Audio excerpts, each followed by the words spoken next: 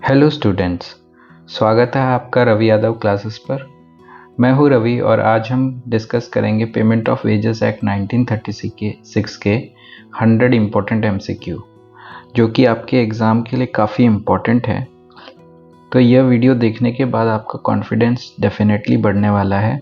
तो चलिए बिना किसी टाइम वेस्ट किए शुरू करते हैं पेमेंट ऑफ वेजेस एक्ट 1936। तो देखते हैं पहला question. The act regulating the payment of wages is known as payment of wages act। इसको पेमेंट, ये जो एक्ट है इसको कौन सा बोला जाता है, तो यहाँ पे ही दिया हुआ है। तो हमारा आंसर होगा पेमेंट ऑफ वेजेस एक्ट 1936। चलिए देखते हैं अगला question. The payment of wages act 1936 is based on the recommendation of dash on labour. किस कमिटी के रिकमेंडेशन से पेमेंट ऑफ वेजेस एक्ट 1936 आया था? तो हमारा आंसर हो जाता है रॉयल कमिटी। रॉयल कमिटी के रिकमेंडेशन से payment of wages act recommend किया गया था। चलिए देखते हैं अगला question. In 1933 payment of wages act was not passed due to. 1933 में जैसा कि हमने देखा कि पेमेंट ऑफ वेजेस एक्ट 1936 है, तो 1933 में भी इसे लाया गया था। तो ये 1933 में किस वजह से पास नहीं हुआ था?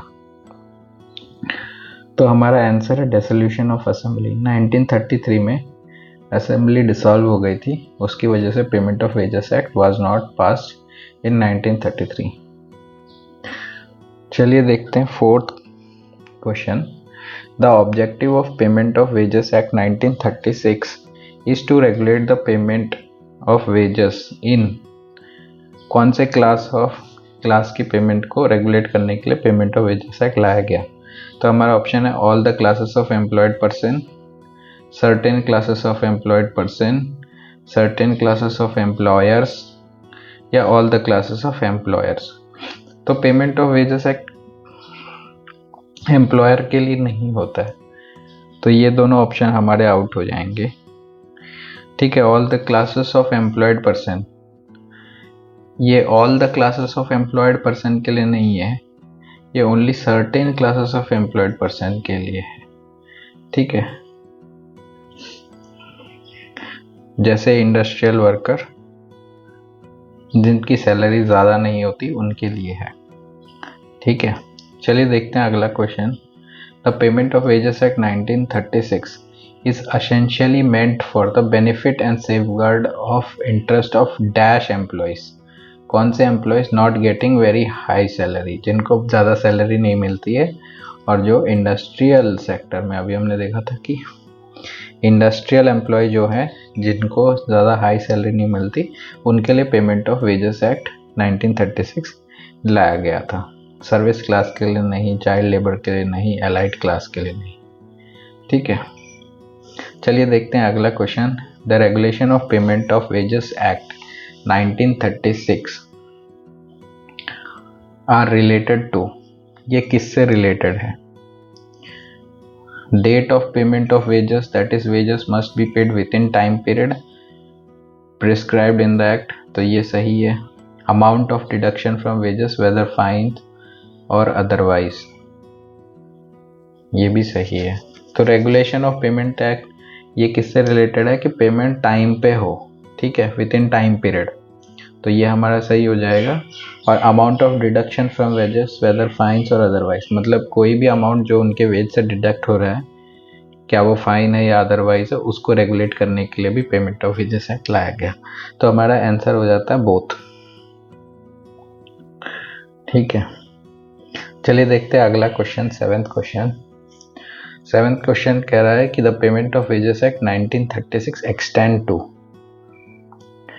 तो ये कहाँ तक एक्सटेंड है? Whole of India excluding Jammu and Kashmir.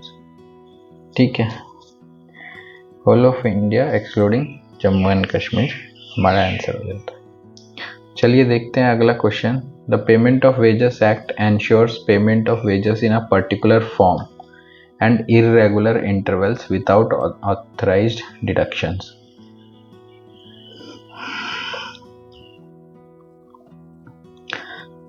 ये जो कहा गया है कि payment of wages act ensure करता है कि payment of wages in a particular form, किसी एक फॉर्म में होना चाहिए वेजेस, और इर्रेगुलर इंटरवल पे होना चाहिए, तो ये गलत हो जाता है। ठीक है, ये इर्रेगुलर इंटरवल मतलब कभी 5 को कर दिया, कभी 10 को कर दिया, कभी 20 को कर दिया, ऐसे नहीं। तो ये हमारा आंसर फॉल्स हो जाता है, तो ये ऑप्शन ए आउट हो जाएगा। ऑप्शन, अब इसमें कौन सा वाला सही है? पहला ऑप्शन में ऑप्शन बी में दिया है false because payment of wages act ensures payment of wages in a particular form at a regular interval without authorised deduction. Without authorised deduction नहीं होगा, ठीक है, ये अनऑथराइज्ड होगा, तो ये ऑप्शन भी हमारा आउट हो जाता है। ऑप्शन सी बोल रहा है false because payment of wages act ensures payment of wages in a particular form at irregular interval. अभी हमने देखा था कि इरेगुलर इंटरवल नहीं रेगुलर इंटरवल होगा, तो ये ऑप्शन भी हमारा आउट हो जाता है। ऑप्शन डी बोल रहा है false because payment of wages act ensures payment of wages in a particular form at a regular interval without authorised deduction. तो ये आंसर हमारा सही हो जाता है, हमारा आंसर होगा ऑप्शन बी, डी। ठीक है, चलिए देखते हैं अगला question. Payment of wages act 1936 was extended to dash by the Central Labor Law Extension of Jammu Kashmir Act 1936। तो पेमेंट ऑफ वेजेस एक्ट को जम्मू कश्मीर के लिए भी एक्सटेंड किया गया है by the central labour law extension to Jammu and Kashmir act 1970। तो इस एक्ट के थ्रू इसको एक्सटेंड किया गया है जम्मू कश्मीर तक, whereas जो initially payment of wages act आया था that is whole of India excluding Jammu and Kashmir. Okay, चलिए देखते हैं अगला question. Payment of wages act 1936 was extended to Jammu and Kashmir by which law? अभी हमने देखा था कि central labour law extension to Jammu and Kashmir act 1970, तो ये हमारा आंसर हो जाता है। चलिए देखते हैं next question. Payment of wages act 1936 came into effect from, कब से वो इफेक्ट में आया है 1936? तो ये जो एक्ट है ये 28 मार्च 1937 से इफेक्ट में है। ठीक है, 1936 में ये आया था और 28 मार्च 1937 से ये इफेक्टिव है। ठीक है, चलिए देखते हैं next question. Payment of wages act 1936 is applicable to, किसके ऊपर ये अप्लीकेबल होगा? The person employed in a factory, क्या उसके ऊपर अप्लीकेबल होगा? तो आंसर है yes. The person employed in a industry और अदर एस्टेब्लिशमेंट, उसके ऊपर अप्लीकेबल होगा? तो yes.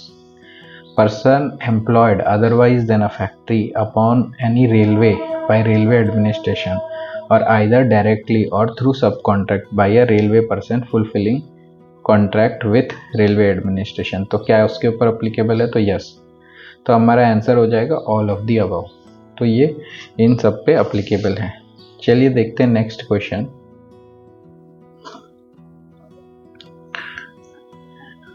Dash can extend the application of whole और part of payment of wages act 1936 to payment of wages to any class of person employed in the establishment or a class of establishment। तो कौन extend कर सकता है payment of wages act के application को किसी एक क्लास ऑफ पर्सन जो एम्प्लॉय हुआ है इन द एस्टेब्लिशमेंट या किसी एक एस्टेब्लिशमेंट के ऊपर कौन पेमेंट ऑफ वेजेस एक्ट को अप्लाई कर सकता है, एक्सटेंड कर सकता है उसके ऊपर? तो आंसर है हमारा, ऑप्शन हमें दिया है central government, state government, municipal corporation या अप्रोप्रिएट गवर्नमेंट। तो हमारा आंसर हो जाता है अप्रोप्रिएट गवर्नमेंट। ठीक है, चलिए देखते हैं next question. The ministry of labour and employment government of India has specified the ways ceiling, इन्होंने वेज सीलिंग स्पेसिफाई की गई है, तो वो वेज सीलिंग क्या है? मिनिमम वेज सीलिंग इज ₹18,000, तो हमारा आंसर हो जाता है ₹18,000। चलिए देखते हैं अगला question. Dash section of the payment of wages act defines, the various terms and concept used in the act. तो किसी भी सेक्शन का सेक्शन 2 जो होता है, section 2 most of the act section 2 will be related to definitions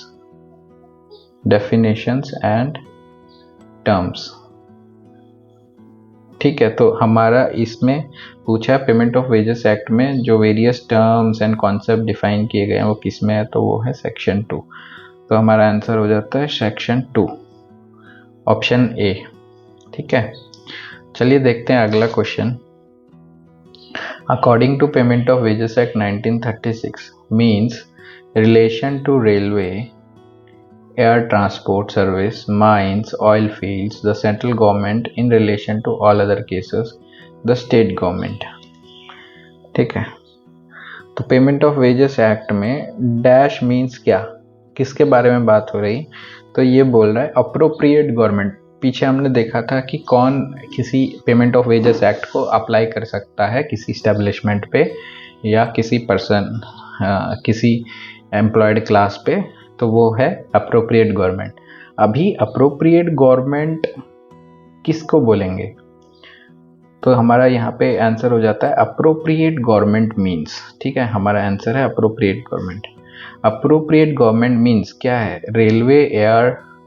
railway के लिए air transport service, air authority of India के लिए, माइंस के लिए, ऑयल फील्ड्स के लिए सेंट्रल गवर्नमेंट जो है वो अप्रोप्रिएट गवर्नमेंट होगी। ठीक है, इन वन केस। और इन सारी चीज़ों के अलावा जितने भी केसेस होंगे उसके लिए state government will be the appropriate government. ठीक है, ये इस डेफिनेशन में बोला है। चलिए देखते हैं अगला question. According to payment of wages act 1936 appropriate government in relation to railway, air transport service, mines and oil field. तो अभी हमने देखा था air transport, mines, railway and oil field के लिए appropriate government will be central government. तो हमारा answer हो जाता है ऑप्शन ए। तो चलिए देखते हैं अगला question. According to the payment of wages act 1936 appropriate government in relation to other than railway, air transport service, mines and oil field is, तो वो कौन सी गवर्नमेंट है, वो है हमारी स्टेट गवर्नमेंट। तो हमारा आंसर हो जाता है स्टेट गवर्नमेंट। तो चलिए देखते हैं अगला क्वेश्चन।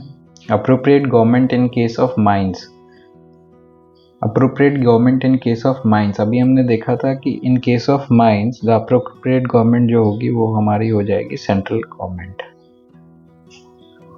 ठीक है, चलिए देखते हैं अगला question. Appropriate government in case of railway, तो हमने railway, air traffic control, mines, उस सब के लिए appropriate government will be central government.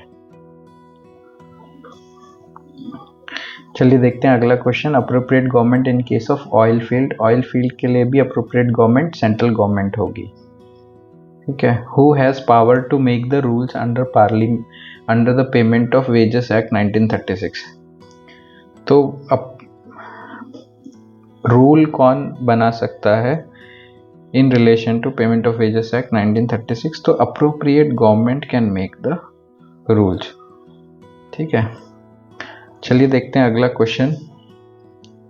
As per the payment of wages act 1936 employed person includes, employed person में कौन होगा, legal representative of diseased employed person, and employer includes legal representative of diseased employer।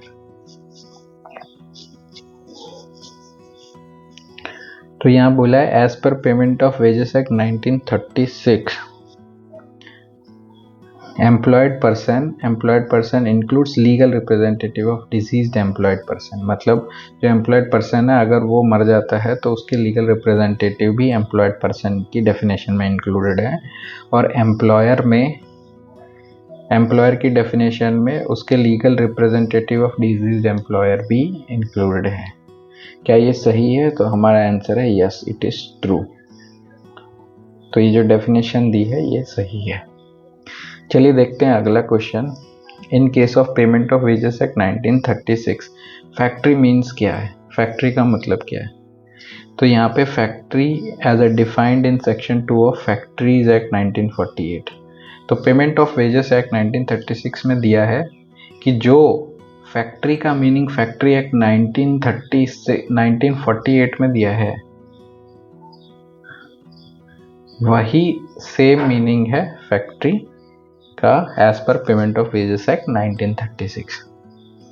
चलिए देखते हैं next question. The definition of the term factory as per payment of wages act has the same meaning as in factory act. अभी हमने देखा था कि जो भी फैक्ट्री एक्ट में फैक्ट्री का मतलब दिया हुआ है वही same payment of wages act 1936 में उसका मतलब है। चलिए देखते हैं next question. The term industrial or other establishment in payment of wages act 1936, ठीक है, ये 1936 होगा, इंक्लूड्स क्या? तो उसमें क्या क्या इंक्लूड होते हैं इंडस्ट्री एंड अदर एस्टेब्लिशमेंट में? क्या उसमें ट्रैमवे सर्विस और motor transport service engaged in carrying passenger goods both road और हायर रिवर्ड, क्या वो इंक्लूडेड है? तो यस। डॉक, वार्फ्ट, जेट्टी ये इंक्लूडेड है। माइंस, क्वेरी, ऑयल फील्ड ये इंक्लूड है। तो हमारा आंसर हो जाएगा ऑल ऑफ दी अबव, ठीक है। इंडस्ट्रियल एंड अदर एस्टेब्लिशमेंट में payment of wages act includes tramway service, motor transport service, carrying passenger और गुड्स बोथ बाय रोड और हायर और रिवार्ड, ठीक है। डॉक मतलब जो जट्टी होती है जहाँ पे बोट वगैरह लगती है, डॉक, वाफ्ट और जट्टी। माइंस, क्वेरी और ऑयल फील्ड ये सारे में इंडस्ट्रियल एंड अदर एस्टेब्लिशमेंट में कवर्ड हैं। चलिए देखते हैं अगला question. The term industrial or other establishment the payment of wages act 1936 does not include, इसमें क्या इंक्लूड नहीं करता? Workshop or the other establishment in which articles are produced or adapted, manufactured in view of use, transport और sale, तो ये include होता है, ठीक है। Not included नहीं है, ये included है। Plantation भी included है। Inland vessel mechanically propelled, ठीक है, inland vessel को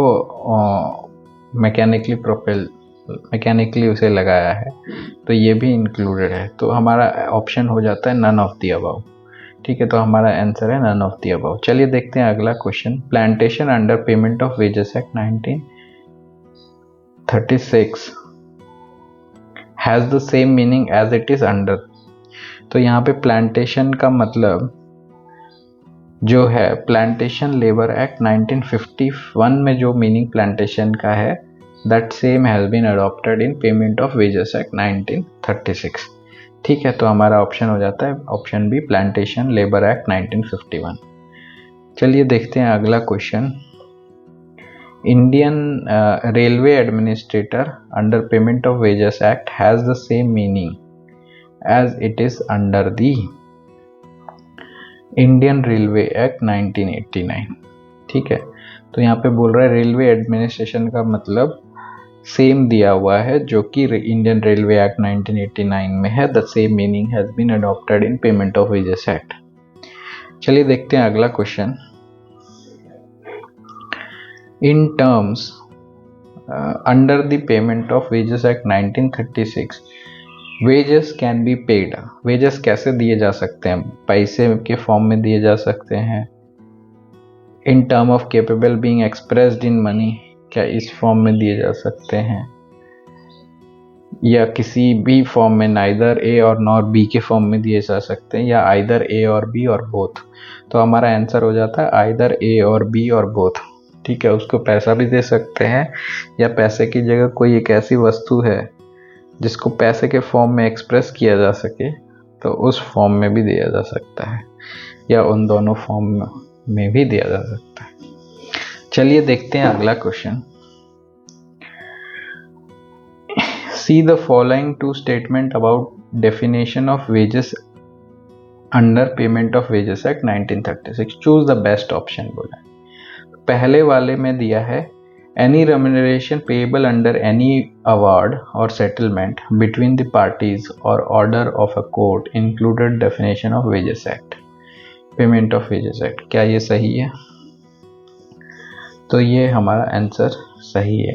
कोई भी रेम्यूनरेशन जो कि अवार्ड है या पेएबल है बिटवीन पार्टीज या कोर्ट ने ऑर्डर दिया पेमेंट करने के लिए is under the definition of wages under the payment of wages act. ठीक है।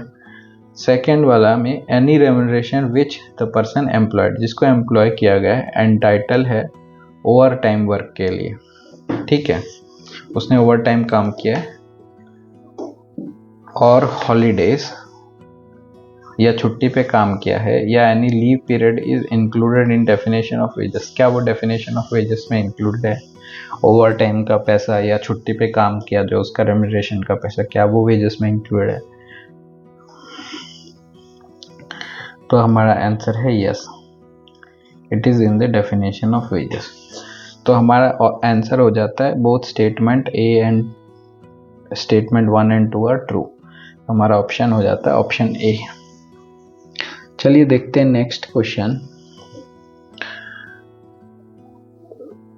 यहाँ पे in the following two statement definition of wages act, तो डेफिनेशन ऑफ वेजेस एक्ट में पूछा है। पहली स्टेटमेंट पढ़ते हैं, any remuneration payable under the terms employment whether called a bonus. ठीक है, अगर कोई बोनस दिया है, क्या बोनस पेमेंट ऑफ वेजेस, यहाँ बोला है कि वो definition of payment of wages act में और by any other name is excluded from the, यहाँ बोल रहा है एक्सक्लूडेड है। क्या वो एक्सक्लूडेड होता है बोनस? तो नहीं, वो इंक्लूडेड होता है। ठीक है, the definition of wages act में जो वेजेस की डेफिनेशन है उसमें बोनस इंक्लूडेड है, एक्सक्लूडेड नहीं है। ठीक है, तो ये हमारा स्टेटमेंट गलत हो जाता है। अगला स्टेटमेंट देखते हैं, रेम्यूनरेशन पेड ऑन टर्मिनेशन, जब उसे निकाला गया तो कुछ पैसा दिया गया ऑफ एम्प्लॉयमेंट और कॉन्ट्रैक्ट इज एक्सक्लूडेड, यहाँ पे भी बोले excluded from the definition of wages. क्या वो एक्सक्लूडेड होता है? नहीं, वो भी इंक्लूडेड होता है वेजेस के डेफिनेशन में। तो ये हमारा ऑप्शन भी गलत हो जाता है। तो हमारा आंसर होगा option B, both statement 1 and 2 are false. चलिए देखते हैं अगला question, which of the following is not included in the definition of wages under the payment of wages act 1936। तो कौन सा वाला इसमें पेमेंट ऑफ वेजेस एक्ट 1936 में इंक्लूडेड नहीं है? ठीक है, bonus as a part of salary ये इंक्लूडेड है। रेम्यूनरेशन पेबल एनी अवार्ड और सेटलमेंट बिटवीन पार्टीज और ऑर्डर ऑफ कोर्ट ये भी इंक्लूडेड है, अभी हमने पढ़ा था। ओवर टाइम वर्क और लीव एनकैशमेंट, अगर किसी ने ओवर टाइम काम किया है या उसकी लीव की छुट्टी का पैसा है वो भी इंक्लूडेड है। तो लेकिन यहाँ पूछा है कि कौन सा इंक्लूडेड नहीं है, तो हमारा आंसर है contribution to PF and pension fund by the employer. Employer ने कुछ पैसा प्रोविडेंट फंड में अपने से डाला एम्प्लॉय के बिहाफ पे या उसके लिए पेंशन फंड में पैसा डाला, तो क्या वो डेफिनेशन ऑफ वेजेस में इंक्लूडेड? नहीं, वो एक्सक्लूडेड है। ओके, उसके अलावा वेजेस के अलावा एम्प्लॉयर उसके बिहाफ पे पेंशन फंड या प्रोविडेंट फंड में पैसा डाल सकता है। ठीक है, चलिए देखते हैं अगला क्वेश्चन।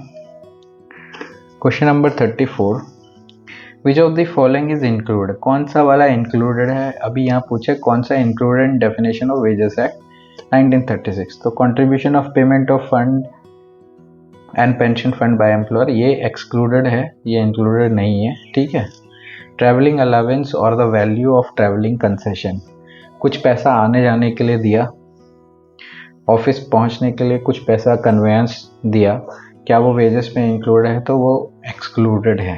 ठीक है, वो इंक्लूडेड नहीं है। ग्रेजुटी जो उसको सर्विस खत्म होने पे मिलती है, क्या ग्रेजुटी उसके वेजेस में इंक्लूडेड है? नहीं, वो एक्सक्लूडेड है, वेजेस के डेफिनेशन में वो एक्सक्लूडेड है। रेम्यूनरेशन जो भी उसे मिलेगा under award settlement between parties और ऑर्डर कोड वो उसके रेम्यूनरेशन में इंक्लूडेड होगा। तो हमारा आंसर हो जाता है remuneration payable any under any award और सेटलमेंट बिटवीन द पार्टीज और ऑर्डर ऑफ कोर्ट। चलिए देखते हैं अगला question, under the payment of wages act 1936 the value of any house accommodation or the supply of light, water, medical attendance are dash from the definition of wages।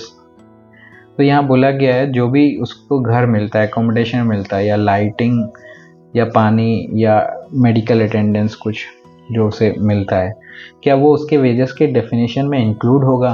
क्या उसको wages मानेंगे? जो उसको other perquisites जो मिले हैं उसको, क्या उसको वेजेस मानेंगे? तो आंसर है नहीं, वो एक्सक्लूडेड होगा। डेफिनेशन ऑफ वेजेस में ये सारी चीज़ें एक्सक्लूडेड होंगी। वेजेस के अलावा उसे ये सारी फैसिलिटी एम्प्लॉयर दे सकता है, ये सारी फैसिलिटी के नाम पे वेजेस में उसको नहीं कर सकता सेटल। ठीक है, चलिए देखते हैं अगला question. Who is responsible for payment of wages to employed person under payment of wages act 1936? ठीक है, तो जो कौन रेस्पॉन्सिबल है वेजेस के पेमेंट के लिए एज पर दी, जो भी पर्सन एम्प्लॉयड हुआ है as per under payment of wages act, उसको सैलरी देने के लिए, पेमेंट करने के लिए वेजेस की कौन रेस्पॉन्सिबल है? तो वो है employer. Employer will be responsible. तो हमारा आंसर ऑप्शन ए हो जाता है। चलिए देखते हैं अगला question. The term employer includes, employer में कौन कौन इंक्लूड होता है? ठीक है, एम्प्लॉयर इंक्लूड्स, क्या CEO of the company include होता है? नहीं। Manager of the company include होता है? नहीं। Person holding general power of attorney on behalf of owner of the factory, कभी कभी जैसे वकील को हम जनरल पावर ऑफ अटॉर्नी दे देते हैं for acting on behalf of us, तो क्या वो एम्प्लॉयर में इंक्लूडेड है? वो नहीं। तो हमारा आंसर है लीगल रिप्रेजेंटेटिव ऑफ एम्प्लॉयर। जो भी लीगल रिप्रेजेंटेटिव ऑफ एम्प्लॉयर होगा वो इंक्लूडेड है एम्प्लॉयर के डेफिनेशन में। The term employed person includes, employed person के टर्म में कौन इंक्लूडेड है? तो एम्प्लॉयड पर्सन के टर्म में भी legal representative of the diseased employed person, let suppose वो अगर मर गया तो उसके disease, legal representative of disease employed person will be is included in definition of employed person. Next best friend नहीं होगा। वाइफ और minor child of employed person नहीं होंगे। Minor child of employed person नहीं होगा। ठीक है, तो हमारा आंसर होगा लीगल रिप्रेजेंटेटिव। जो भी लीगल रिप्रेजेंटेटिव होंगे इनके of the disease employed person, they will be included in employed definition. चलिए देखते हैं अगला question. Which of the following is not considered as a employer under payment of wages act 1936? तो किसको एम्प्लॉयर नहीं माना जाएगा as per wages act 1936? Manager of the factory named under the factories act. ठीक है, मैनेजर ऑफ फैक्ट्री है जिसको under factories act manager बनाया गया, क्या उसे employer not considered as an employer? क्या उसे एम्प्लॉयर कंसिडर किया जाएगा? यस, उसे एम्प्लॉयर कंसिडर किया जाएगा, नॉट कंसिडर नहीं किया जाएगा। ठीक है, a person responsible to the employer for supervision and control of the industry and establishment, कोई पर्सन रिस्पॉन्सिबल है, ठीक है, for supervision and control of, तो क्या उसे एम्प्लॉयर माना जाएगा? यस, उसे एम्प्लॉयर माना जाएगा। द रेलवे एडमिनिस्ट्रेशन और a person nominated on behalf of railway administration for a local area concern, क्या उसे एम्प्लॉयर माना जाएगा? यस, उसे एम्प्लॉयर माना जाएगा। The head of the department, कोई एक head of the department of the company है जो लुक कर रहा है एट अ स्पेसिफिक वर्क, मतलब किसी एक स्पेसिफिक एक्टिविटी को ही वो मॉनिटर कर रहा है, क्या उसे एम्प्लॉयर माना जाएगा? नहीं। ठीक है, उसे एम्प्लॉयर नहीं माना जाएगा। जो एक पर्टिकुलर एक्टिविटी को ही लुक कर रहा है, that person will not be considered as a employer. ठीक है, विच ऑफ द फॉलोइंग, चलिए देखते हैं अगला question. Which of the following is considered as a employer under payment of wages act 1936? तो अभी यहाँ पूछा गया है कि एम्प्लॉयर किसे माना जाएगा। क्या कॉन्ट्रैक्टर को एम्प्लॉयर माना जाएगा? मान लीजिए कि किसी लेबर को हम एम्प्लॉय करते हैं थ्रू कॉन्ट्रैक्टर, किसी एक कंपनी को हायर करते हैं, उसके थ्रू हम अगर किसी को लेते हैं तो कॉन्ट्रैक्टर भी एम्प्लॉयर होगा। ठीक है, कॉन्ट्रैक्टर भी एम्प्लॉयर होगा। Person designated by the contractor who is directly under the charge, अगर पर्सन कोई डेजिग्नेट करता है contractor directly under the charge, तो वो भी एम्प्लॉयर की डेफिनेशन में कवर होगा। Person designated by the employer or a person responsible for employing the provision of the act, तो वो भी इंक्लूड होगा in the definition of employer. तो हमारा आंसर हो जाता है ऑल ऑफ द अबव। चलिए देखते हैं अगला question. Who is responsible for payment of wages act under the payment of wages act 1936? Who is responsible for the payment of wages? कौन रिस्पॉन्सिबल है पेमेंट ऑफ वेजेस के लिए? तो employer responsible है, या जो पर्सन नॉमिनेट किया गया है by the employer as responsible complying the provision of the act. तो हमारा आंसर हो जाता है बोथ ए एंड बी। चलिए देखते हैं अगला question. Under payment of wages act 1936 maximum period of payment of wages can be fixed as. तो मैक्सिमम पीरियड जो है पेमेंट ऑफ वेजेस एक्ट का जो है मैक्सिमम पीरियड है 1 मंथ। ठीक है, एक महीने के अंदर 1 महीने की पेमेंट उनको करनी है under the payment of wages act. 1 महीने से ज़्यादा, जैसे 2 महीने की पेमेंट एक साथ नहीं कर सकता, 2 महीने तक का डिले नहीं कर सकता। ठीक है, 1 महीने जिसने काम किया है उसकी पेमेंट उसको 1 महीने की करनी है। तो ये है maximum period for the payment of wages act can be fixed. तो जैसे 30 डेज जैसे हो गया तो उसके बाद उसको इन 30 डेज का पेमेंट करना पड़ेगा। तो वही यहाँ पे क्वेश्चन कह रहा है। चलिए देखते हैं अगला question. Anjana limited to which the payment of wages act 1936 is applicable fixes the wages period as 41 days। उसने उसकी पेमेंट ऑफ वेजेस एक्ट की वेजेस पीरियड जो है 41 डेज का फिक्स कर दिया। तो यहाँ पूछ रहा है व्हाट इज़ योर एडवाइस, आपकी एडवाइस क्या है ऑफ द कंपनी। ठीक है, तो यहाँ बोला है कंपनी को आप क्या एडवाइस देना चाहोगे। तो जैसा कि अभी हमने देखा था अकॉर्डिंग टू सेक्शन 4, तो यहाँ पे सेक्शन 4 में बोला है no payment of wages act, no wage period can exceed 1 month. ठीक है, कोई भी वेज पीरियड 1 महीने से ज़्यादा का नहीं हो सकता। यहाँ पे 41 डेज का बोला है, therefore the company should make it to the maximum limit of 1 month. उसको रिड्यूस करके उसे 30 डेज का या 1 मंथ का उसे करना है। ठीक है, so company therefore the company should make it to maximum the limit of 1 month. ठीक है, ये एडवाइस हम उसको देंगे। चलिए देखते हैं अगला question. Which the following information related to 2 companies namely holistic limited and realistic limited. ठीक है, एक हॉलिस्टिक है एक रियलिस्टिक है। To which the payment of wages act 1936 is applicable, जिनके ऊपर payment of wages act applicable है। Based on the given information choose the best option बोला है। Section 4 of payment of wages act, तो section 4 of payment of wages act deal करता है wage period से, जो कि 1 मंथ से ज़्यादा का नहीं हो सकता। ठीक है, मैक्सिमम 1 मंथ हो सकता है। तो हॉलिस्टिक ने डिसाइड किया है वेज पीरियड 55 डेज का, जो कि गलत है। रियलिस्टिक ने फिक्स किया है wage period as a 30 days, तो ये हमारा ऑप्शन सही है, ही कैन डू 30 डेज। तो हमारा हॉलिस्टिक जो है वो हमारा नो हो जाएगा और रियलिस्टिक जो है वो यस हो जाएगा। तो हमारा आंसर हो जाएगा ऑप्शन सी। ठीक है, चलिए देखते हैं अगला question. The following information related to 2 company, 2 company की इंफॉर्मेशन दी है, नेमली राज इंडस्ट्री एक है और रविराज इंडस्ट्री है। विच the payment of wages act 1936 applicable है, और as per section 4 maximum veg period हो सकता है 1 मंथ का।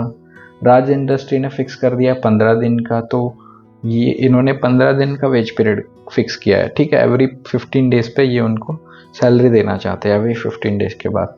तो क्या ये दे सकते हैं? तो ये सही है, क्योंकि मैक्सिमम पीरियड पे लिमिट है। ठीक है, minimum can be 15 days. Raviraj industry has fixed the wage period 30 days, तो ये भी ठीक है।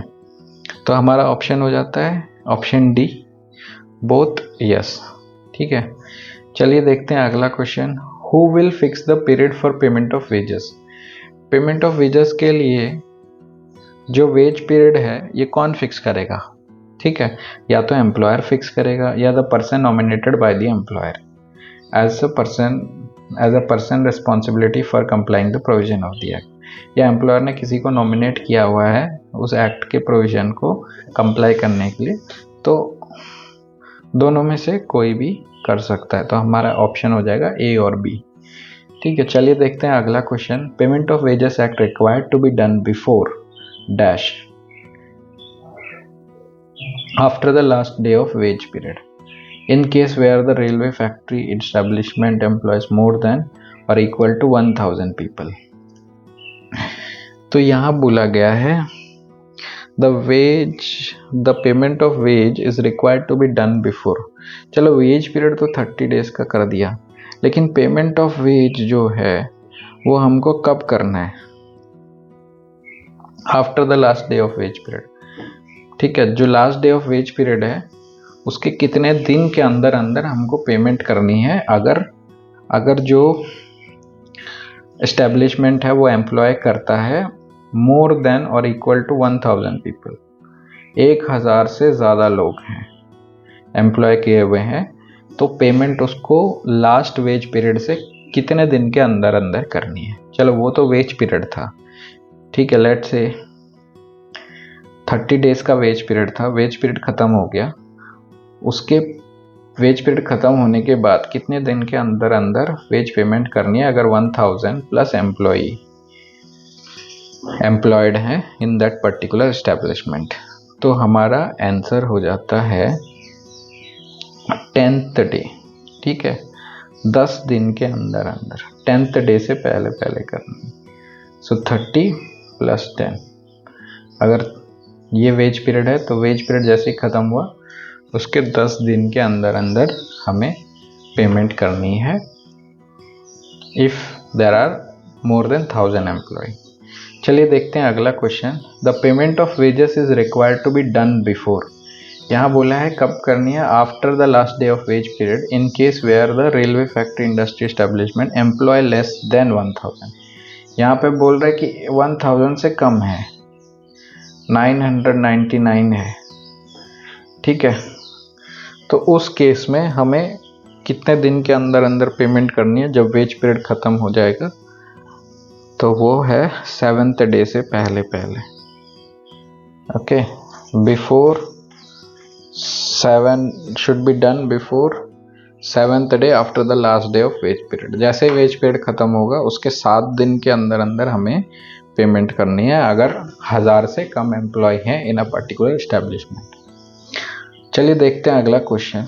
HIJ factory establishment to which payment of wages act is applicable। HIJ is employing 725 employees, उन्होंने 725 employees एम्प्लॉय किए हुए हैं। The factory has practising paying wages only after 15th of the following month, तो वो हमेशा मंथ ख़त्म होने के 15 दिन के 15th को पेमेंट कर रही है।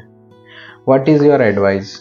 तो हमसे एडवाइस मांगा है कि हम उन्हें क्या एडवाइस दे सकते हैं। तो जैसा कि हमने देखा था कि जहाँ पे भी 1000 से कम एम्प्लॉय हैं उनको 7th डे से पहले पहले पेमेंट करना है, 7 day of last day of wage period of HIG। तो हमारा आंसर हो जाएगा the payment of wages need to be done within 7 days of the last day of wage period of HIG।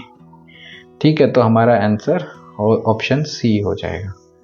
ठीक है, चलिए देखते हैं अगला question. Oppo is a factory to which payment of wages act is applicable. Oppo employs 1350 employs, यहाँ पे 1350 employ हैं। ठीक है, the factory has a practice of paying wages after 15th of the following month, ये 15th को payment कर रहे हैं। What is your advice? हमसे एडवाइस मांगा है रिगार्डिंग ओप्पो। ठीक है, हम उनको क्या एडवाइस दे सकते हैं? तो जैसा कि हमने देखा था कि 1000 से ज़्यादा अगर एम्प्लॉय हैं किसी एक पर्टिकुलर एस्टेब्लिशमेंट में, तो according to payment of wages act the payment need to be done before the 10th day of the last day of wage period of ओप्पो। तो हमारा आंसर हो जाएगा option B, the payment of wages need to be done within 10 days of the last day of the wage period of ओप्पो। ठीक है, चलिए देखते हैं अगला question. Following is the information of two industry established, Arundoy Industry, Suryodoy Industry, to which the Payment of Wages Act 1936 is applicable, and provision of Payment of Wages Act, which one is the best option? तो अरुंदोय industry बोल रहा है कि 500 employee है उनके यहाँ पे, and वो पेमेंट करते हैं 7th day of the following month. जैसे ही महीना ख़त्म होता है वो 7th डे पे पेमेंट करते हैं। तो जैसा कि हमने देखा था 1000 एम्प्लॉय से अगर कम होते हैं तो 7th डे से पहले या 7th डे तक पेमेंट करना है, तो ये सही है। सूर्योदय इंडस्ट्री में 1400 एम्प्लॉयज़ हैं, they make the payment and 10th day of the following month. जैसा हमने देखा था अगर 1000 से ज़्यादा एम्प्लॉय अगर एम्प्लॉयड है तो 10th डे से पहले या 10th डे तक पेमेंट करना है। तो हमारा आंसर हो जाता है option D, yes, both are correct. चलिए देखते हैं अगला question. Following information of two industry established, Varsha industry and Harsha industry के बारे में दिया है। वर्षा इंडस्ट्री एम्प्लॉय करती है 650 एम्प्लॉय को, ठीक है, जो कि लेस देन 1000 एम्प्लॉयज़ हैं। ठीक है, वो पेमेंट करते हैं 6th day of the following month. जैसे ही मंथ खत्म होता है 6th डे पे करते हैं। तो क्या वो सही है? सही है। हर्षा इंडस्ट्री में 1000 से ज़्यादा एम्प्लॉय है, 1375 एम्प्लॉय हैं, वो पेमेंट करते हैं 17th day of the following month. जैसा हमने देखा था कि 10th day of the following month से पहले या 10th डे तक पेमेंट करना है, तो ये गलत है। तो हर्षा इंडस्ट्री गलत है, वर्षा इंडस्ट्री सही है। तो हमारा आंसर हो जाता है यस एंड ऑप्शन ए। ठीक है, चलिए देखते हैं अगला question. Which of the following information to factories Amitabh limited and Ajitabh limited. ठीक है, इनके ऊपर payment of wages act applicable है। अमिताभ लिमिटेड में 450 एम्प्लॉय है, दैट इज लेस देन 1000, और ये पेमेंट कर रहे हैं 9th day of the following month. ठीक है, लेस देन 1000 एम्प्लॉय है और ये पेमेंट कर रहे हैं 9th day of the following month. तो जैसा हमने देखा था कि 7 से पहले करना है, तो ये गलत हो जाएगा। अजीताभ लिमिटेड में 2000 एम्प्लॉय है, more than 1000 employ, they are paying on every 9th day of the following month. तो जैसा हमने देखा था 10th डे या 10th डे से पहले पेमेंट करना है, तो ये सही है। तो हमारा आंसर हो जाएगा अमिताभ के लिए नो और अजीताभ के लिए यस। तो हमारा आंसर हो जाएगा ऑप्शन सी। ठीक है, चलिए देखते हैं नेक्स्ट क्वेश्चन। यहाँ पे दो फैक्ट्री है, Khan's factory and Kapoor's factory. ठीक है, इनके ऊपर payment of wages act applicable है, और कौन सा वाला प्रोविजन अप्लीकेबल हुआ? खान्स फैक्ट्री एम्प्लॉय कर रहा है 450 employ, that is less than 1000 employ, and ये पेमेंट कर रहे हैं every 9th day of the following month. तो 7th डे होता है, तो ये हमारा ऑप्शन गलत। कपूर्स फैक्ट्री जो है वो 2000 एम्प्लॉय है, मोर देन 1000 एम्प्लॉय, और ये पेमेंट कर रहे हैं 19th day of the following. ठीक है, 10th डे से पहले पेमेंट करना है या 10th डे पेमेंट करना है, तो ये भी हमारा ऑप्शन गलत हो जाएगा। तो ये दोनों स्टेटमेंट गलत हैं, तो हमारा आंसर हो जाएगा option B, both are no. चलिए देखते हैं next question. Under the payment of wages act 1936, in case of a person employed on a dock पे, वर्ट या जेटी पे, और in mine, balance of wages found on completion the final tonnage account of the ship और wagon loaded और unloaded shall be paid before the expiry of the dash day from the day of such completion। तो यहाँ पे बोला है कि एक person को एम्प्लॉय किया गया है डॉक पे या माइन पे, और बोला गया है जब one completion of the final tonnage, ठीक है, 1000 किलो का लोडिंग या अनलोडिंग जब वो करेंगे, द पेमेंट विल बी उनको दिया जाएगा जब वो 1000 kg का लोडिंग कर देंगे या अनलोडिंग कर देंगे। तो उससे कितने दिन के अंदर अंदर उनको पेमेंट होना चाहिए, इसमें ये पूछा है। तो इसके हिसाब से according to payment of wages act उसको 7th डे से पहले जैसे ही उसने 1000 किलो का लोड कर दिया या अनलोड कर दिया, जिस दिन 1000 कंप्लीट किया उस दिन से 7th डे पे उसको पेमेंट होनी चाहिए। चलिए देखते हैं next question. Under the payment of wages act 1936 where employment of any person in termination by or on behalf of the employ, any person is terminated, उसको टर्मिनेट किया, निकाला है on behalf of the employer, employer के द्वारा।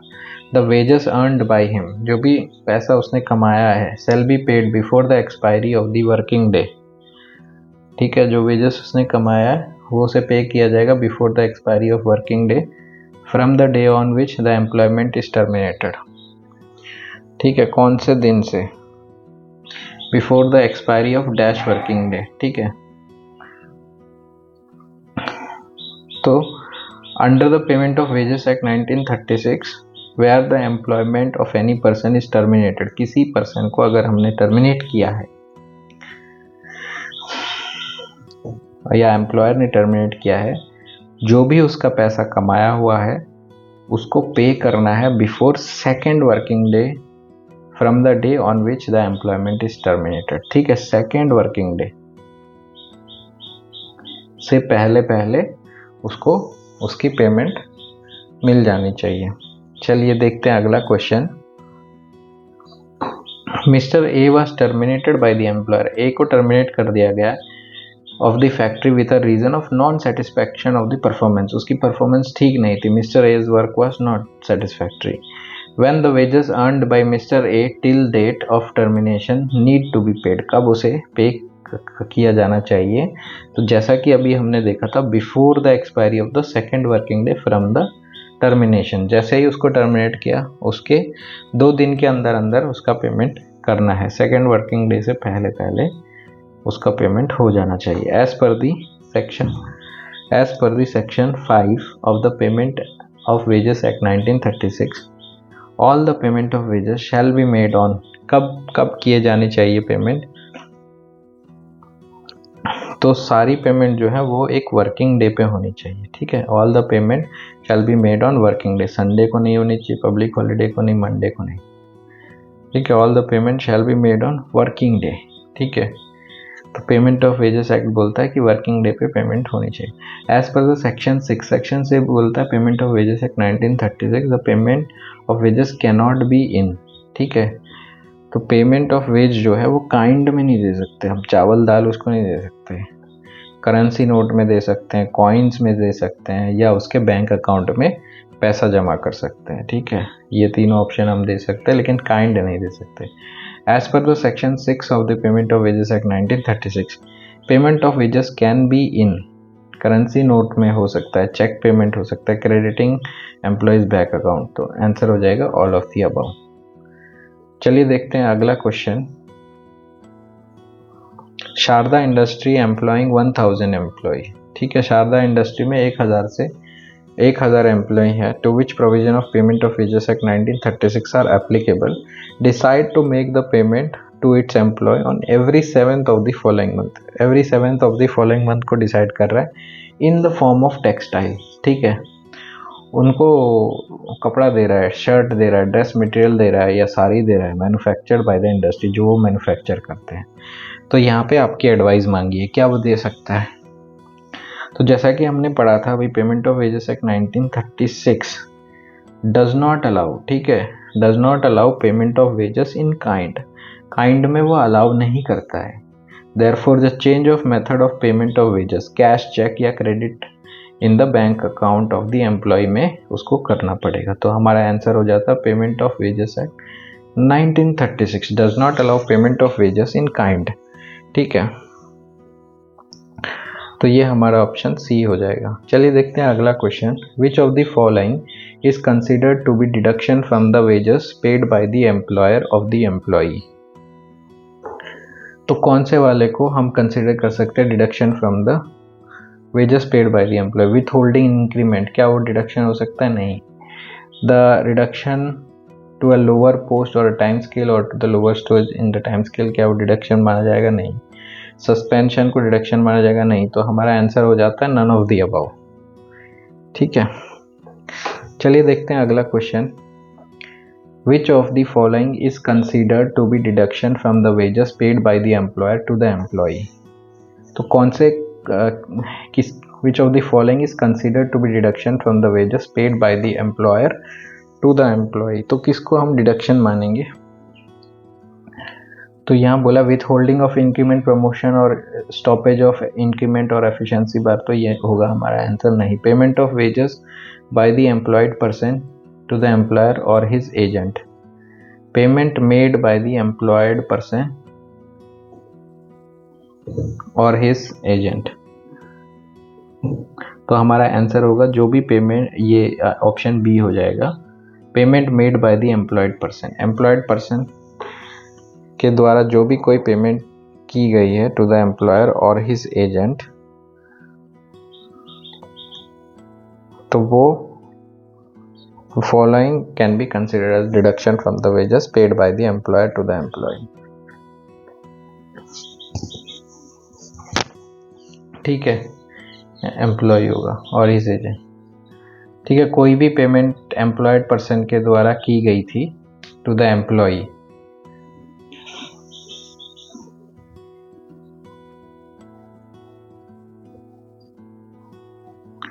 चलिए देखते हैं अगला question. Under the Payment of Wages Act, which of the following deduction from the wages are allowed? So, Payment of Wages Act के अकॉर्डिंग कौन से deductions from the wages are allowed? क्या उसकी फाइन्स हम ले सकते हैं डिडक्शंस में? Yes. Deduction from absence of duty, क्या उसकी सैलरी में से अगर वो एब्सेंट होता है तो वो उसकी सैलरी डिडक्ट कर सकते हैं? तो यस। डिडक्शन फ्रॉम डैमेज और लॉस और good directly attributed to the neglect, कोई उसके नेग्लिजेंसी की वजह से कोई नुकसान हो गया एम्प्लॉयर को, क्या वो डिडक्ट कर सकता है? तो यस। तो हमारा आंसर हो जाएगा ऑल ऑफ द अबव। चलिए देखते हैं अगला question. Under the payment of wages act 1936, which of the following deduction from wages is are to be allowed? कौन से डिडक्शन यहाँ पे अलाउड हैं? तो हमारा आंसर हो जाता है deductions of absence from duty, payment made by the employed person to the employer or his agent as an arrangement of the employment not in accordance with the act। तो हमारा answer होता है payment made by the employed person to the employer or his agent as an arrangement of employment. तो ये कुछ उसकी employment को arrange करने के लिए कोई पेमेंट अगर उसने एम्प्लॉयर को करी है या किसी एजेंट को करी है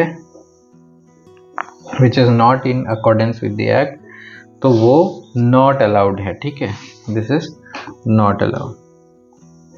ठीक है, बाकी deduction from absence of duty allowed है, डिडक्शन फ्रॉम डैमेज और लॉस फ्रॉम गुड डायरेक्टली जो कुछ लॉस हो गया वो अलाउड है, फाइन्स अलाउड है, तो ये नॉट अलाउड होगा।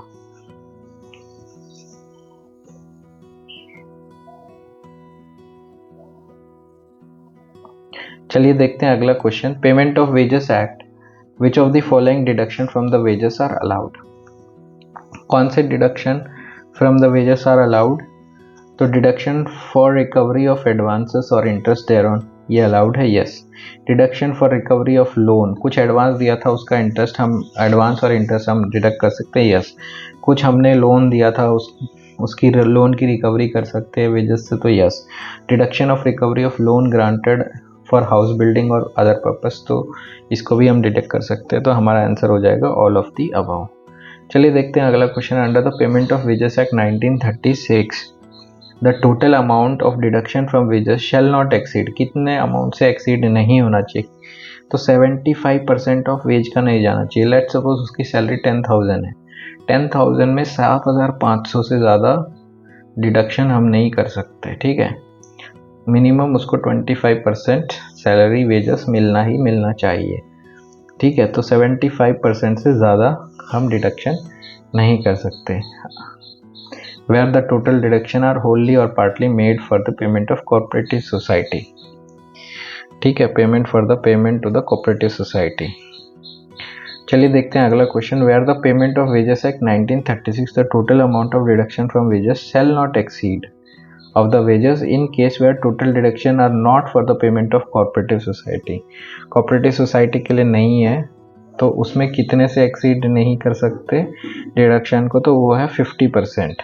ठीक है, 50% एक्सीड नहीं कर सकते where it is not a cooperative society. ठीक है, मान लीजिए 10,000 है तो कम से कम 5,000, मैक्सिमम हम 5,000 का ही डिडक्शन कर सकते हैं, 5,000 सैलरीज को मिलनी चाहिए, तो maximum 50% only we can deduct, shall not exceed, 50% से ज़्यादा एक्सीड नहीं करना है। चलिए देखते हैं अगला question. Under the payment of wages act 1936 no fine shall be imposed on any employed person until, किसी एम्प्लॉयड पर्सन पे फाइन नहीं लगाना चाहिए जब तक he has been given an opportunity for show causing against the fine। ठीक है, तो किसी भी एम्प्लॉय पे फाइन नहीं लगाना चाहिए जब तक उसे कोई अपॉर्चुनिटी नहीं दी गई हो उस फाइन को जस्टिफाई करने के लिए या show causing against the fine. ठीक है, उसको भी एक मौका देना चाहिए, उसके बाद ही हम उसके ऊपर फाइन लगा सकते हैं। ठीक है, चलिए देखिए नेक्स्ट क्वेश्चन देखते हैं। According to the payment of wages act 1936 the total amount of fine which may be imposed on one wage period on any employed person shall not exceed the amount equal to the dash of the wage payable to him in respect of wage period। तो कितने percentage से ज़्यादा shall not exceed, which fine, जो भी fine हम लगाएंगे वो fine कितने परसेंटेज से इनकी एक्सीड नहीं कर सकता, तो 3% से एक्सीड नहीं कर सकता। ठीक है, फाइन शुड नॉट एक्सीड 3%। चलिए देखते हैं अगला question. According to the payment of wages act 1936 no fine shall be imposed on any employed person who is under the age of, कितने ईयर्स से कम के बंदे पर हम फाइन नहीं लगा सकते, तो हमारा आंसर है 15 ईयर ओल्ड। कोई भी फाइन हम इम्पोज नहीं कर सकते if the employed person 15 year से बिलो है तो। No fine imposed on any employed person shall recovered from his by installment or after expiry of 90 days from the day on which it was imposed as per the payment of wages act। तो यहाँ बोला गया है कोई भी fine employed person से recover नहीं किया सकता इंस्टॉलमेंट में after expiry of 90 days from the day on which it was impose, जब उसके ऊपर इम्पोज किया गया according to by installment में and after expiry of 90 days from on which it was imposed, तो हमारा आंसर हो जाएगा आइदर ए और बी। ठीक है, कोई भी फाइन इंस्टॉलमेंट में हम रिकवर नहीं कर सकते या फिर after expiry of 90 days from which it was impose, जब भी 90 डेज खत्म हो गए तो हम उसके से रिकवरी नहीं कर सकते। चलिए देखते हैं अगला question. According to section 8 of payment of wages act 1936 बोलता है every fine shall be deemed to have been imposed on the day of the act or omission in respect of which it was imposed. तो क्या ये सही है? तो हमारा answer है सही, यस। तो यहाँ सेक्शन 8 ने कहा है कि जो भी फाइन है deemed to have been imposed, deemed imposed माना जाएगा on the day on which the act or omission in respect of which it was imposed. ठीक है, चलिए देखते हैं अगला question. Deduction from the absence of duty are covered under section dash of the payment of wages act. कौन से section में covered है deductions from the absence of duty? तो सेक्शन 7 में हमारा कवर्ड है, अंडर सेक्शन 7। चलिए देखते हैं अगला question. Deduction from the damage और loss are covered under dash section of the covered under section of dash of the payment of wages act 1936। तो हमारा आंसर है सेक्शन 7। ठीक है, सेक्शन 7 में डिडक्शंस और डैमेजेस भी कवर्ड हैं। चलिए देखते हैं अगला question. An employed person is deemed to be dash in the work premises if he refuses to work due to stay in strike. तो जो एक एम्प्लॉयड पर्सन है तो उसको डीम्ड एब्सेंट मान लिया जाएगा। ठीक है, डीम्ड एब्सेंट मान लिया जाएगा अगर वो काम करने से मना करता है। Deemed to absent in the work premises अगर वो काम करने से मना करता है और वो स्ट्राइक में पार्टिसिपेट करता है तो चलिए देखते हैं अगला question. All the deduction from wages due to damages or losses due to neglect of the employed person and all realisation thereof shall be recorded in a register to be kept by, किसके द्वारा ये रखा जाएगा? A person responsible for the payment of wages act.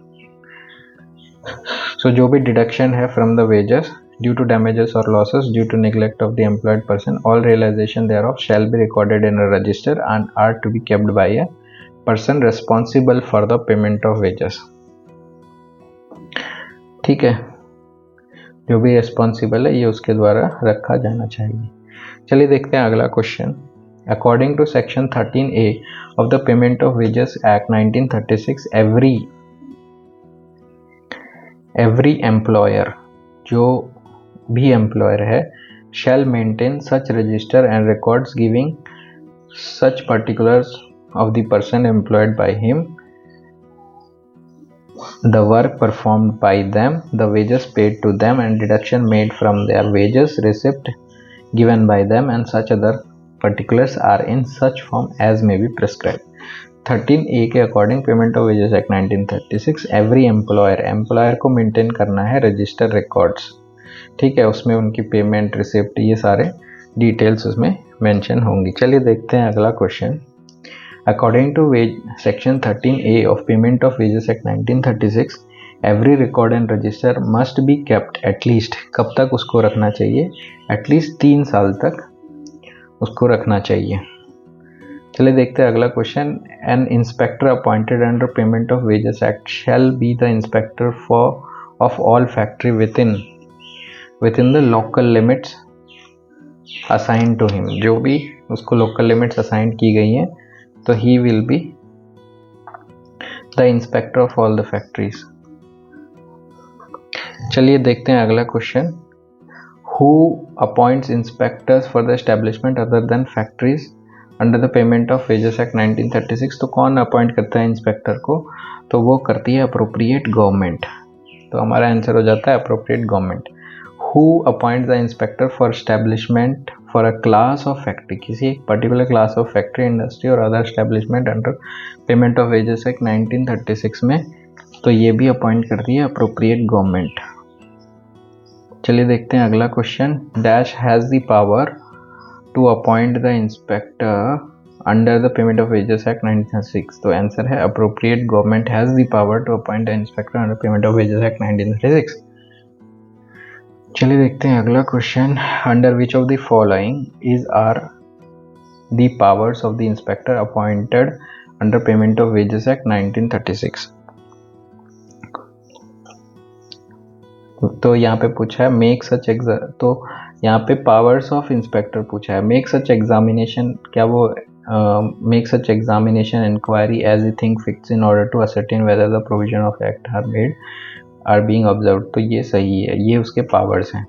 Next है which with such assistance if any he thinks fit enter and inspect, किसी भी organisation में enter कर सकता है, सर्च कर सकता है प्रीमाइस को, रेलवे फैक्ट्री को, एस्टेब्लिशमेंट को, reasonable time for purpose of carrying out the object of this act. Supervise कर सकता है पेमेंट ऑफ वेजेस को the person employed upon any railway in any factory, industry और एस्टेब्लिशमेंट। तो हमारा आंसर हो जाता है ऑल ऑफ द अबव। ठीक है, ये सारी पावर है इंस्पेक्टर की जो कि अपॉइंटेड किया जाता है under payment of wages act 1936। चलिए देखते हैं अगला question. Which of the following is are the power of inspector appointed under payment of wages act 1936? तो यहाँ में बोला गया seize, take copy such register document को सीज कर सकता है, कॉपी ले सकता है, may consider relevant as he think fits, has a reason to believe he has been committed by the employer। तो ये हमारा आंसर सही है। require by written order the production of such places as may be prescribed, register maintained in pursuance of this act, spot otherwise statement person which he may consider carrying out the purpose of this act। ठीक है, return order मांग सकता है उनसे, supervise कर सकता है payment of wages को of a person employed upon the railway factory और इंडस्ट्री। तो हमारा आंसर हो जाता है ऑल ऑफ द अबव। चलिए देखते हैं अगला question. Every inspector shall be deemed to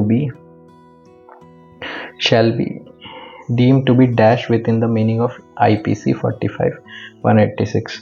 तो every inspector shall be a public servant, ठीक है, within the meaning of IPC। तो एवरी इंस्पेक्टर जो है वो है public servant. Every inspector shall deem to be dash under the payment of wages act. तो हमारा आंसर हो जाता है चीफ ऑपरेटिंग ऑफिसर, ठीक है।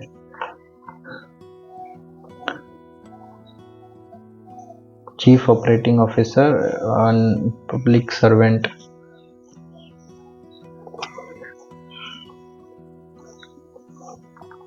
एज पर दी IPC जो है 45/86 में वो एक पब्लिक सर्वेंट होगा। Every inspector shall deem to be public servant. Every inspector shall deem to be a chief operating officer as per payment of wages act 1936, ठीक है। चलिए देखते हैं अगला question. Who can apply against employer for inappropriate deduction or delay in payment of wages under the payment of wages act.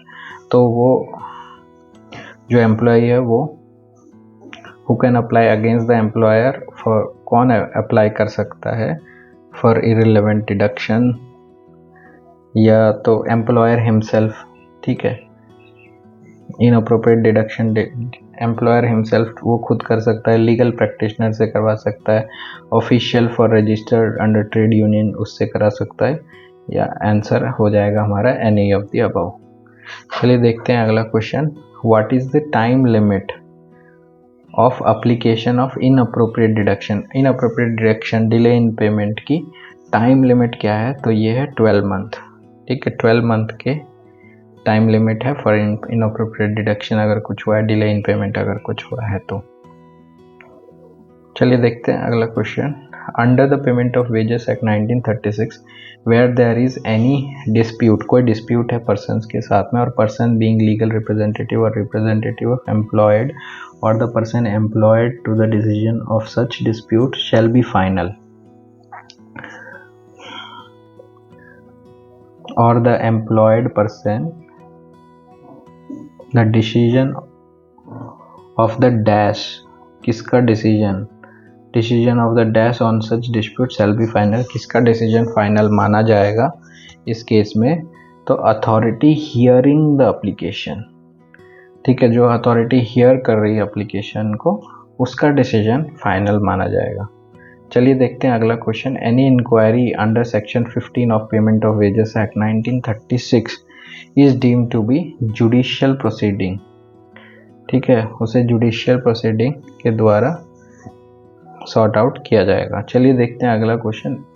Which section provides penalties for various offence, कौन सा section provide करता है penalties for various section under payment of wages act? तो ये है section 20। Let's see another question. An authority appointed, किसी एक authority को अपॉइंट किया है for hearing under payment of wages act 1936 shall have all the power of dash for the purpose of taking evidence and of enforcing the attendance of witness।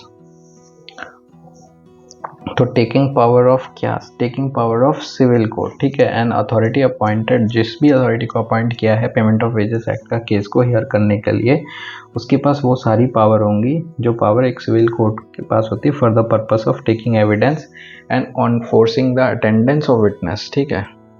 Similar जैसा civil court का procedure है evidence और witness को लेके, तो same procedure shall be followed by the hearing authority, ठीक है। चलिए अगला क्वेश्चन देखते हैं। फेलियर टू मेंटेन रजिस्टर, अगर कोई रजिस्टर मेंटेन नहीं करता है, ठीक है, failure to maintain register under payment of wages act, तो उसके ऊपर कितनी की पेनल्टी लगेगी? तो उसके ऊपर लगेगी मिनिमम 1500 की पेनल्टी विच में extended up to ₹7,000। Let's see next question. Willful obstructing an inspector in the discharge of his duty under the payment of wages act attracts the penalty। मतलब इंस्पेक्टर को रोका जा रहा है उसका काम करने से, तो उसके ऊपर पेनल्टी लगेगी मिनिमम 1500 विच में बी एक्सटेंडेड अप टू 7000, ठीक है। Let's see next question. If a person who has been convicted by any offense punishable under the Payment of Wages Act 1936, एक person को convict कर लिया गया है under Payment of Wages Act against the guilty of offense involving contravention of same provision, he shall be punishable on a subsequent conviction with, वो दोबारा convict हुआ है same offense में, तो उसके ऊपर क्या फाइन लगेगा? तो उसको इम्प्रिजनमेंट हो सकती है ऑफ 1 मंथ और 3 मंथ, ए फाइन ऑफ 3750 से 22,500 तक का लग सकता है, या बोथ ए एंड बी। ठीक है, तो हमारा आंसर हो जाएगा बोथ ए एंड बी, ये और ये उसके ऊपर अप्लीकेबल हो गए। चलिए देखते हैं next question. Failure of wilful neglect to pay the wages of employed person, employed person के वेजेस को जानबूझ के पे नहीं किया जा रहा है, is punishable with the additional fine which may extend up to 700 for each day, 700 रुपया एक दिन का उनको देना पड़ेगा। नो सूट, देखते हैं next question. No suit prosecution or other legal proceeding shall lie against the dash for anything which is in good faith done or intended to be done under the Payment of Wages Act। तो बोल रहे हैं no suit prosecution or other legal proceeding shell lie against, किसके against? कोई prosecution या legal proceeding नहीं चलेगी government और any officer of the government for anything which he is in good faith done और इंटेंडेड टू बी डन। किसी government servant ने कुछ अच्छा किया, गुड फेथ में किया, ठीक है, तो उसके ऊपर कोई प्रोसिक्यूशन या लीगल प्रोसीडिंग नहीं चलेगी। चलिए देखते हैं next question. If employed person dies, कोई एम्प्लॉयड पर्सन है जो मर गया before payment of wages, his wages will be paid to, किसको उसके वेजेस पे किए जाएंगे? Legal representative of the employed person. नहीं सॉरी, इसका आंसर होगा हमारा a person nominated by the employed person. ठीक है, a person nominated by the employed person. ठीक है, अगर बंदा मर जाता है before payment of his wages will be paid to a person nominated by the employed person, जो उसको उसने नॉमिनी बनाया है। चलिए देखते हैं अब हमारा आखिरी question. If the employed person dies before, if the employed person dies before the payment of wages and no nomination was made by the employed person, the payment of wages is deposited with। तो एक person जो है वो मर गया before payment of wages, उसके veg मिलने से पहले, तो जो उसका वेज है वो किसको दिया जाएगा? तो हमारा आंसर हो जाता है prescribed authority under the payment of wages act is deposited with, जो उसका जो वेज है वो डिपॉजिटेड किया जाएगा prescribe authority under the payment of wages act. तो स्टूडेंट्स, आज की सेशन में हमने पेमेंट ऑफ वेजेस एक्ट के 100 MCQ सॉल्व किए। अगर आपको यह वीडियो पसंद आई तो लाइक, शेयर और सब्सक्राइब करना मत भूलना। अपने आंसर्स कमेंट सेक्शन में लिखो और बताओ कितना स्कोर किया, और अगर आप किसी और टॉपिक पे वीडियो चाहते हैं तो मुझे बताओ। मिलते हैं नेक्स्ट क्लास में, तब तक के लिए keep learning, keep growing. Thank you.